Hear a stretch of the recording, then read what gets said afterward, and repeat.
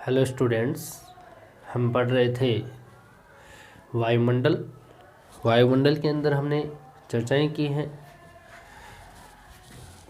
वायुमंडल की संबंधित बातें की हमने। वायुमंडल में क्या होता है, उसका संगठन कैसे होता है। हमारा टॉपिक चल रहा था वायुमंडल का संगठन।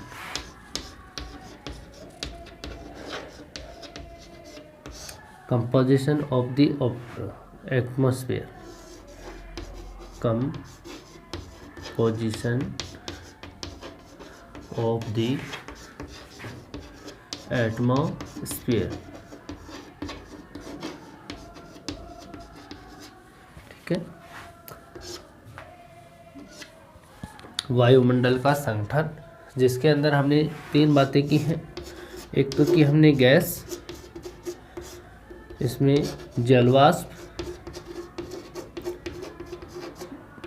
जलवाष्प की बातें चल रही थी। गैस में अंदर तो हमने बात की कि मुख्य रूप से वायुमंडल के प्रारंभिक समय में बनने वाली जो गैसें निश्चित गैसें, जो जहरीली गैसें हैं, जो जीवधारियों के लिए अनुकूल नहीं थी। उसके बाद में जो प्रकाश संश्लेषण की क्रियाएं हुई, उसके माध्यम से O2 ऑक्सीजन का निर्माण हुआ। और हम धरातल के पास में देखें तो बहुत सारी गैसें हैं जो आज वायुमंडल में हमें देखने को मिलती है, जिसमें सबसे ज़्यादा मात्रा में जो गैस है वो है नाइट्रोजन, और ऑक्सीजन है वो भी है। इसके हमने 7 रूप बताए थे। ऑक्सीजन है वो प्रमुख है, उसके बाद ऑर्गन और CO2। ये जो प्रमुख गैसें हैं, 4 गैसें, इन गैसों के कारण आज का जो वायुमंडल है वो जीवधारियों के लिए अनुकूल दशा प्राप्त करता है। उसके बाद हमने जलवाष्प की बात की। जलवाष्प होता क्या है कि समुद्र से जो जल है उसका जो वाष्पित रूप है, भाप बदलना। देखो 3 रूपों में होता है पानी। एक तो ठोस, एक होता है द्रव्य, और एक गैस। जल 3 रूपों में होता है, ठोस में होता है, द्रव्य में होता है और गैस में होता है। ठोस रूप में जैसे बर्फ में, द्रव यानी पानी, जल, गैस यानी जलवाष्प, वाष्पित रूप। तो हम जलवाष्प पढ़ रहे हैं। वायुमंडल के अंदर वाष्पित रूप जल का वो यहाँ पे जो एरोसोल्स हैं उसके चारों तरफ लिपटे रहते हैं, या जलवाष्प उसके एरोसोल्स के साथ कारण लिपटा रहता है। वहाँ पर जैसे मानो ये धूल के कण हैं 2, ये क्या है, धूल के कण। ध्यान से समझना इसको, धूल के कण है, ये पास है, ठीक है। अब इसके बीच में ये जो गैप है, इस गैप के अंदर ही पानी की बूंद इस कण के चारों तरफ लिपटेगी इसके अंदर लिपटेगी। इसको रंध्र बोलते हैं। 2 कणों के बीच के भाग को क्या बोलते हैं, रंध्र बोलते हैं। तो यहाँ पर ये पानी की बूंद इसके चारों तरफ लिपटेगी, यहाँ पे। समझ गए बात। तो ये जलवाष्प हो गया। क्या हो गया, जलवाष्प। यहाँ इस कण के साथ में ये नमी युक्त ये जल है वो यहाँ पे लटका रहता है, वायुमंडल में लटका रहता है, जो हमें दिखाई नहीं देता है। ठीक है, इसके कारण हम कह सकते हैं कि इसकी ये आर्द्रता सामर्थ्य है, इसकी कितनी है, ये 2 कणों के बीच वाली जगह को, ये कण है बड़े बड़े, इसके जो बीच में गैप है इसको सामर्थ्य बोलते हैं, इसको कैपेसिटी बोलते हैं इसकी। ठीक है, यहाँ पर अगर टेम्परेचर ज़्यादा होगा, क्या होगा, तापमान ज़्यादा होगा। तापमान ज़्यादा होने के कारण ये जो कण हैं ये फैलेंगे, ये दूर हो जाएंगे। क्या हो जाएंगे, दूर, यानी फैलते हैं।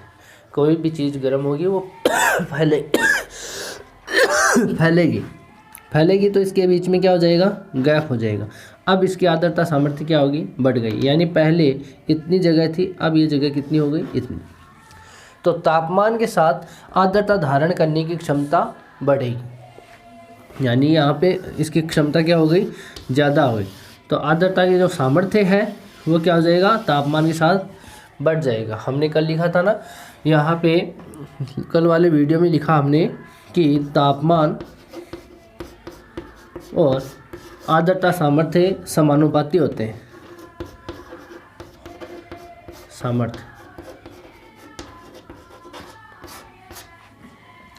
आर्द्रता सामर्थ्य का मतलब हो गया तापमान बढ़ेगा तो आर्द्रता सामर्थ्य बढ़ेगी, अगर तापमान घटेगा तो वापस ये कण सिकुड़ेंगे तो इसकी सामर्थ्य वापस घट जाएगी।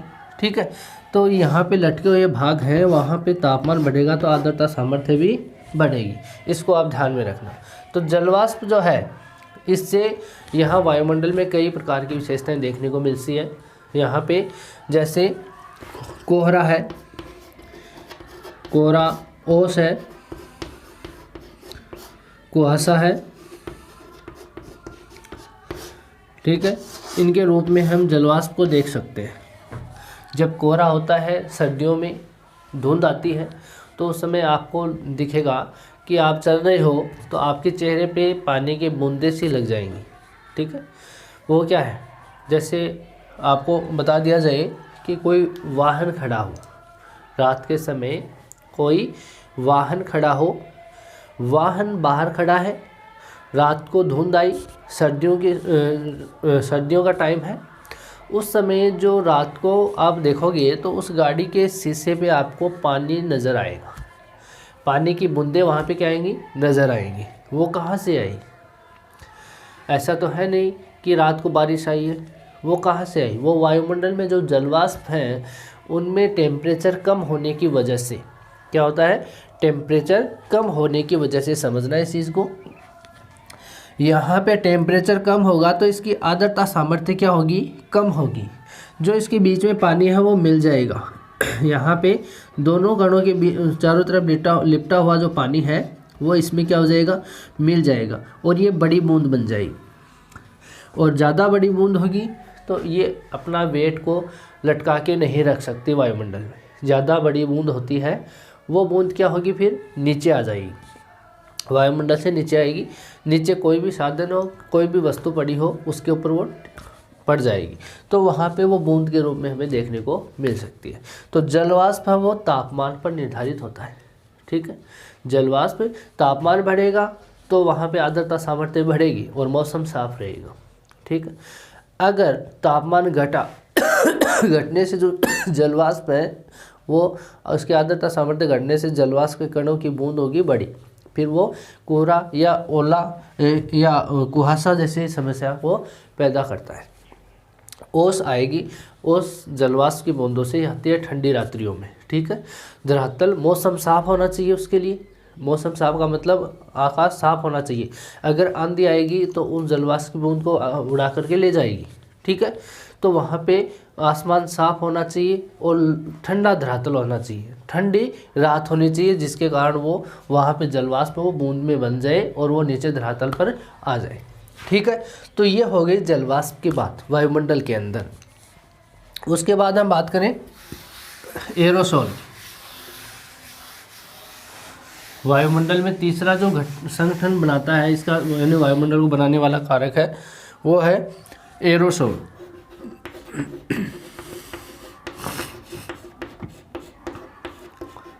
कौन सा है? एरोसोल। ठीक है, एरोसोल या वायवीय कण भी बोल सकते हो इसको, क्या बोल सकते हो? वायवीय कण। इसको समझ, ये जो कण है ये वायुमंडल में पाए जाने वाले अपेक्षाकृत अत्यंत हल्के ठोस कण है, अत्यंत हल्के, जो वायुमंडल में लटके रहते हैं। ज़्यादातर मात्रा में ये पृथ्वी के जो धरातल है उसके पास में ही लटके रहते हैं। ऊंचाई की ओर जाते हैं तो ये हमें नहीं मिलते, इतने धरातल के पास में ही मिलते हैं। इनके अंतर्गत जो आते हैं, जैसे हम बात करें तो ज्वालामुखी का जो उद्भेदन होता है, ज्वालामुखी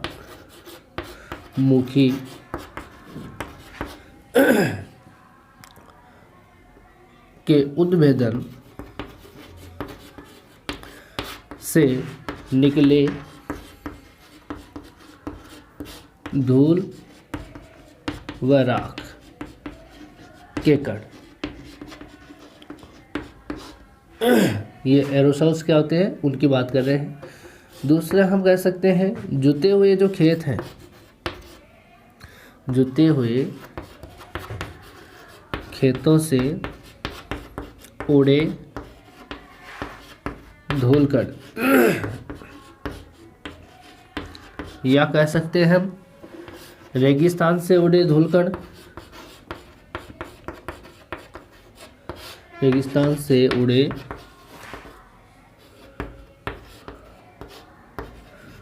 धूलकण, या यूँ कहें कि जो जैविक पदार्थ हैं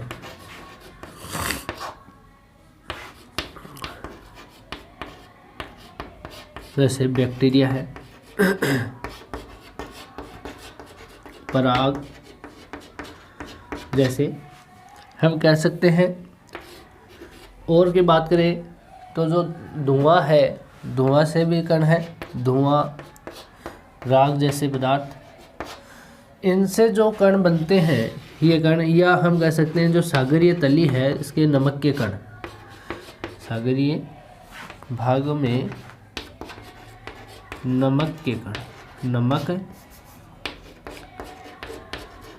के कण, ये जो पदार्थ होते हैं ये वायुमंडल में जाने पर वहाँ पे लोकेट रहते हैं, लटके रहते हैं, हल्के प्रकार के पदार्थ होते हैं जिनको हम क्या कहते हैं, एरोसॉल्स या वायवीय कण कहते हैं। इसके अंतर्गत ये आते हैं। अधिकतर जो ये कण है वो धरातल के पास ही लटके रहते हैं, यानी धरातल के समीप ही रहते हैं। ये धरातल है, इसके पास में लटके रहते हैं। अधिक ऊंचाई के जो कण हैं यहाँ पे जो एरोसॉल्स पाए जाते हैं, या तो वो आते हैं उल्का कणों से, उल्का पिंड उनका विखंडन होता है तो उनके जो कण हैं वो यहाँ वायुमंडल में आ जाते हैं। ठीक है, तो यहाँ पे आने वाले कणों में कह सकते हैं उल्का कण,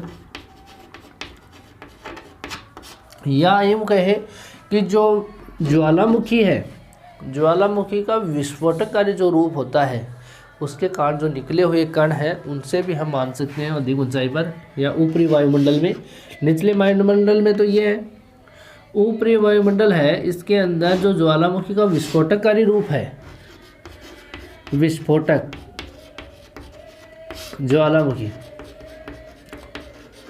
विस्फोटक ज्वालामुखी है, उस विस्फोटक ज्वालामुखी के कारण जो धूल कण है वो ऊपरी वायुमंडल में लटके या लोकेट रहते हैं, लंबित रहते हैं, यानी लटके हुए रहते हैं। तो ऊपरी वायुमंडल में जो कण है एरोसॉल्स है वो इनसे आपको यहाँ पे देखने को मिलेंगे। ठीक है, इसके अंतर्गत तो ये आता है। अब बात करते हैं ये कार्य क्या करते हैं। ये धूलकण है, एरोसॉल्स है, ये किस काम आते हैं, हमें वायुमंडल के पढ़ने में या उसके संगठन में क्या काम आते हैं। तो यूँ कहें कि जो ये कण है इनकी ये विशेषता है, इनका आकार और रंग, इनकी विशेषताएं हैं वो आकार और रंग। इन कणों के किस रंग के कण हैं, किस आकार के हैं, छोटे हैं या बड़े हैं, उनकी विशेषता के अनुसार सूर्य की जो विकिरणें हैं वो वायुमंडल में, वो सूर्य की विकिरणें इनसे व्यवहार तय करती है अपना। सूर्य की जो किरणें हैं, सूर्य है, ये किरणें आ रही हैं यहाँ पे, ये जो कण है, ठीक है, एरोसॉल्स है, ये अगर कण है बड़े हैं तो किस प्रकार का व्यवहार तय करेगी ये, और छोटे हैं तो किस प्रकार का व्यवहार तय करेगी। रंग कैसा होगा, काला, धोला, लाल, नीला, जैसा भी रंग है इनका, ठीक है, यहाँ पे उस रंग के अनुसार ये अपना व्यवहार तय करती है। ठीक है, आपको ये पता होना चाहिए कि आकार और रंग के अनुसार ही सूर्य की विकिरणें वायुमंडल में अपना व्यवहार तय करती है।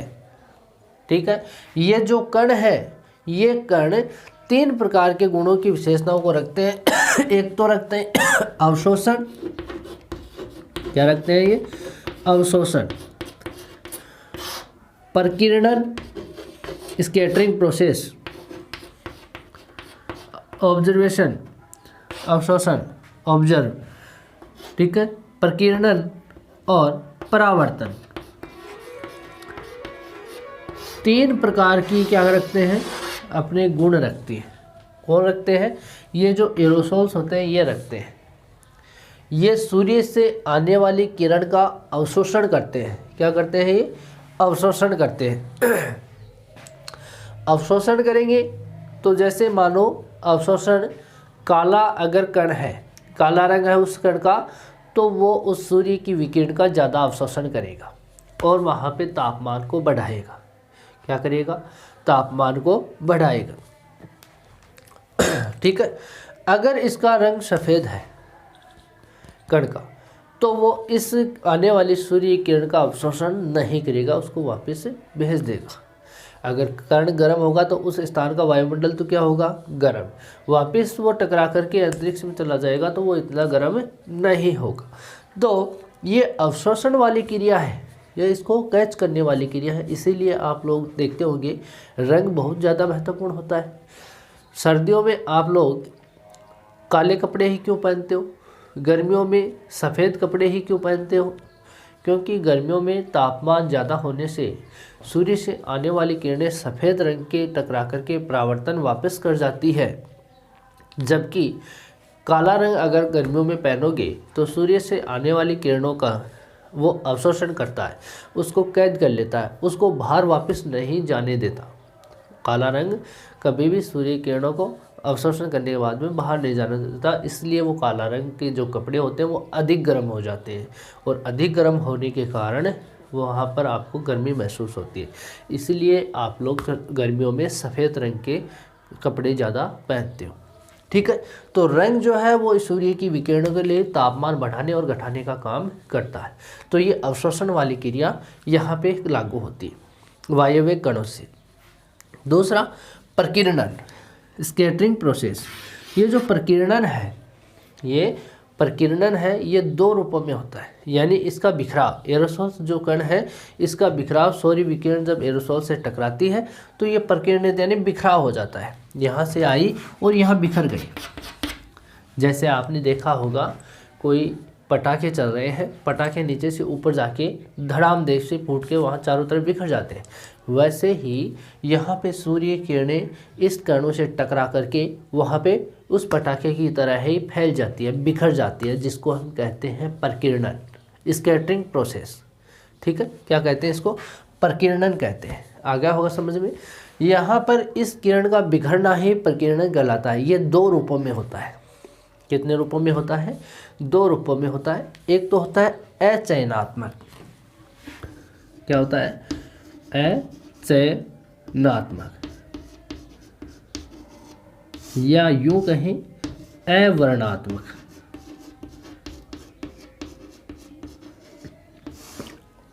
पहला कौन सा है? अचयनात्मक या अवर्णात्मक प्रकीर्णन।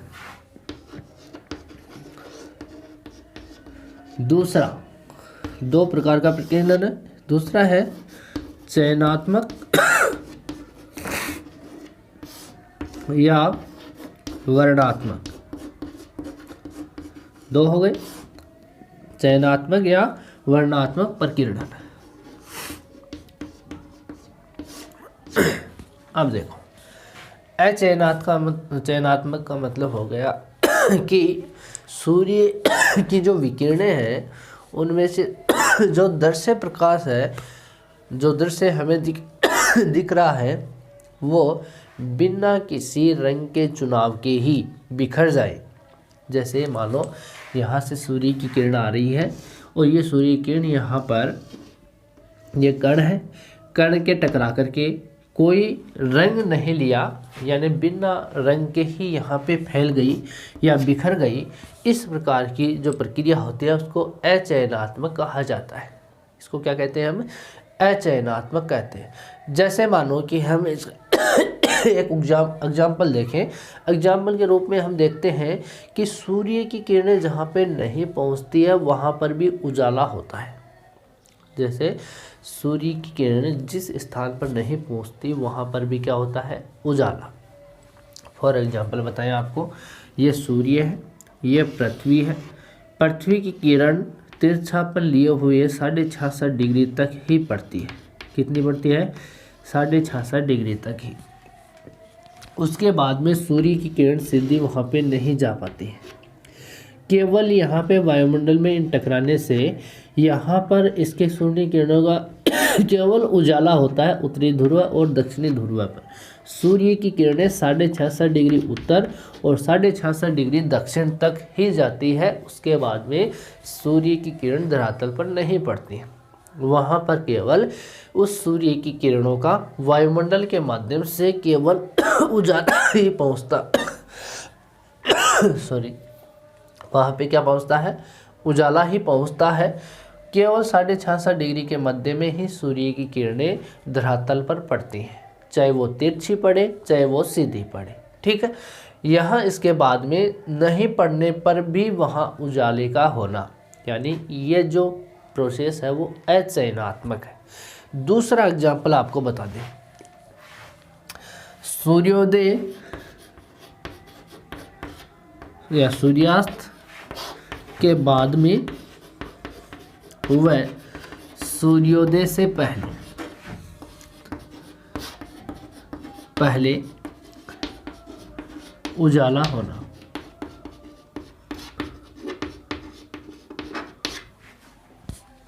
आपने देखा होगा सूर्य जो है वो निकल रहा है सुबह 7 बजे और दिन उग जाता है 5 बजे। सूर्य की किरणें हैं वो तो 7 बजे निकल रही हैं, जबकि वहाँ उजाला हमारे यहाँ पे उजाला हो जाता है 5 बजे, यानी सूर्योदय होने से पहले ही उजाला हो गया। ठीक। दूसरी बात, सूर्यास्त, शाम के समय सूरज ढल गया, सूर्य की कोई किरण नहीं आ रही, उसके बाद भी उजाला हमें मिल रहा है। ठीक है। तो ये क्या होता है? अचयनात्मक प्रकीर्णन होता है। ये वायुमंडल में सूर्य के द्वारा जो विकिरणें पड़ती हैं उसके फैलाव से बिना किसी विशेष रंग के ही वो चुनाव हो जाता है, बिना किसी रंग के ही वो बिखर जाता है सूर्य किरणें। वहाँ पर जो उजाला होता है उसको हम अचयनात्मक प्रकीर्णन कहा जाता है या कहते हैं। दूसरी बात, चयनात्मक या वर्णात्मक प्रकीर्णन। वायुमंडल में जब सूर्य की किरणें प्रवेश करती हैं तो एरोसोल से जब टकराती हैं उस समय किसी विशेष रंग का चुनाव कर लेती है। जब वो विशेष रंग के जो परावर्तन होता है उस परावर्तन के कारण विशेष रंग का क्या कर लेती है? चुनाव कर लेती है, जिसको हम चयनात्मक या वर्णात्मक प्रकीर्णन कहते हैं। क्या कहते हैं? प्रकीर्णन जो चयनात्मक होगा। जैसे हम एग्जाम्पल देखें तो आसमान का नीला दिखाई देना,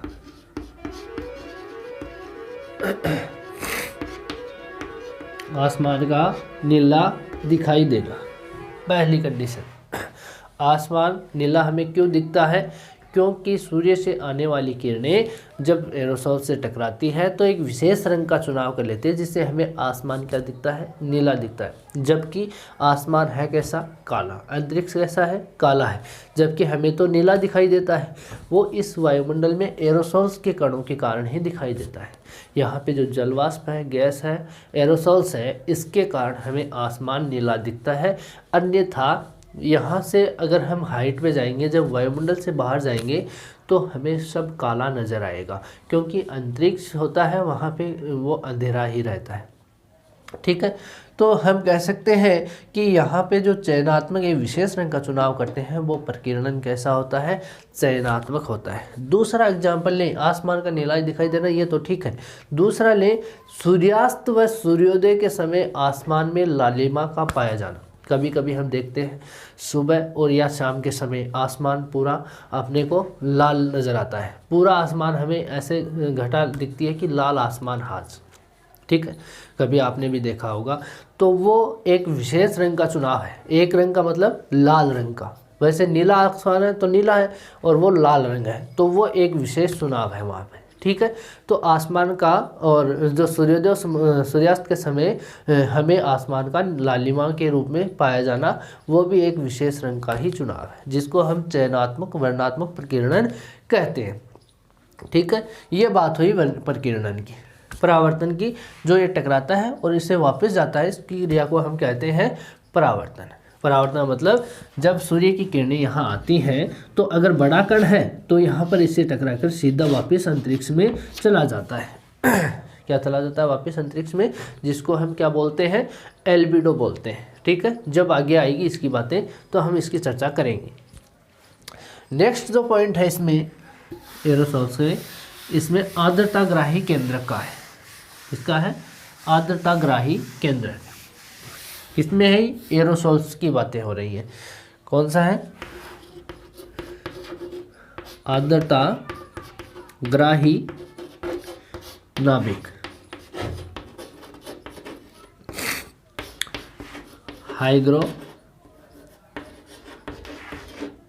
हाइग्रोस्कोपिक न्यूक्ली। आर्द्रताग्राही नाभिक ये होता है कि जो एरोसोल्स है वो वायुमंडल में विद्यमान जो भी जलवाष्प है या नमी है उनके कणों को ग्रहण करने की क्षमता रखता है, ये आर्द्रताग्राही नाभिक। इसको आर्द्रताग्राही जलकण जो होते हैं, ड्रॉपलेट्स जो होते हैं, जलवाष्प जो होते हैं, वो बाहरी होकर इस आर्द्रताग्राही के केंद्र के चारों ओर लिपट जाते हैं। जैसे धूल का कण है, ये आर्द्रताग्राही केंद्र का काम करता है। ध्यान से देखना, ये धूल कण है, एरोसोल्स हैं, ये वायुमंडल में लटके होते हैं। ये क्या करते हैं, ये इस जलवाष्प की जो बूंदें हैं, जो जल ड्रॉपलेट्स हैं, जलवाष्प है, नमी है या आर्द्रता है, उसको अपने चारों तरफ लिपट के रखते हैं ऐसे। ठीक, दो कण है, जैसे यहाँ पे एक कण है, ये भी इसको लपेट के रखता है या इसको समाहित कर लेता है अपने चारों तरफ। तो यहाँ पर देखो, अगर इसकी आर्द्रता सामर्थ्य इतनी है तब तक तो ये इस जलवाष्प को लपेटेगा, इसके चारों तरफ लिपट के रहेगा ये पानी, ये बूंदे। ठीक है, जब इसकी आर्द्रता सामर्थ्य पूरी हो जाती है, दोनों बूंदे एक हो जाएंगी। दोनों बूंदे क्या हो जाएंगी, एक हो जाएगी। ये बूंद बड़ी हो जाएगी, इसका वेट ये आर्द्रताग्राही केंद्रक सहन नहीं कर पाएगा, जिसके कारण ये बूंद क्या हो जाएगी, फिर बड़ी होकर के नीचे आ जाएगी, जिसको हम क्या कहते हैं, वर्षण कहते हैं या वर्षा कहते हैं। क्या कहते हैं, वर्षा। तो वर्षा कराने का काम कौन करता है, आर्द्रताग्राही नाभिक करते हैं, जो कि एरोसोल्स होते हैं। ठीक है, आपने कभी देखा होगा कि कृत्रिम जो वर्षा होती है, कृत्रिम वर्षा होती है, वो कैसे होती है, आपने कभी सुना होगा। कृत्रिम वर्षा कैसे होती है, ऊपर ले जाके टैंक छोड़ा जाता है क्या, ऐसा नहीं है। वहाँ पे टैंक छोड़ देते हैं और वहाँ से ही उस टैंक को, पानी को वहाँ से बिखेर देते हैं, जिससे यहाँ पे वर्षा हो जाए, ऐसा नहीं होता है। आप यहाँ पे अगर कृत्रिम वर्षा को समझोगे तो वो ऐसे होगी कि जो प्लेन होती है, रॉकेट होती है, उनके माध्यम से उड़ान भरी जाती है और उस रॉकेट में ये आर्द्रताग्राही केंद्रक होते हैं, ये नाभिक वाले जो कण होते हैं, इन कणों का वहाँ पे बौछार या वर्षा करवाते हैं, यानी ऊपर वायुमंडल में उस रॉकेट के माध्यम से ये कण है वहाँ पे बिखेर देते हैं, जिसके कारण वो कण क्या करते हैं, वहाँ की जो जलवाष्प है, वहाँ के जो नमी है, आर्द्रता, उसको अपने चारों तरफ लपेट करके और वहाँ के जो जलवाष्प है उन सबको नीचे ले आते हैं। ठीक है, नीचे ले आने का मतलब वहाँ पे उस जलवाष्प या नमी को नीचे वर्षा के रूप में ले आते हैं, जिसको हम क्या बोलते हैं, कृत्रिम वर्षा, यानी मानव द्वारा निर्मित वर्षा। ठीक है, तो वो किसके माध्यम से होते हैं, वो भी इस आर्द्रताग्राही नाभिक के माध्यम से ही होते हैं। ठीक है, तो ये हो गया आपका वायुमंडल का संगठन। हमने इसके अंदर गैसों की बात की है, जिसमें हमने 9 मुख्य गैसों की बात की, nitrogen, oxygen, organ, CO2 carbon dioxide, और नियॉन, हीलियम, मीथेन, क्रिप्टॉन, और अगली जो गैस है हाइड्रोजन। उसके बाद हमने ओजोन गैस की भी बात की थी। ठीक है, उसके बाद हमने जलवाष्प की चर्चा की, जिसमें आर्द्रता सामर्थ्य, तापमान, और जो नीचे से ऊंचे की ओर जाते हैं, ऊपर की ओर जाते हैं, तो जलवाष्प जो है वो धरातल पर ज़्यादा होता है, ऊपर जाने पर उसकी मात्रा घट जाती है। ठीक है, एरोसोल्स की चर्चा की, जो कि सौर्य विकिरणें जो होती है उसमें चयनात्मक और अचयनात्मक प्रकार का प्रकीर्णन पैदा करते हैं, या अवशोषण की प्रक्रिया होती है, परावर्तन के गुण भी उसमें होते हैं। और आर्द्रताग्राही केंद्र की हमने चर्चा की। ठीक है, ये हो गया आपका वायुमंडल का संगठन। इसके बाद में हम बात करेंगे वायुमंडल की संरचना की नेक्स्ट वीडियो में। आज के लिए इतना ही, थैंक यू।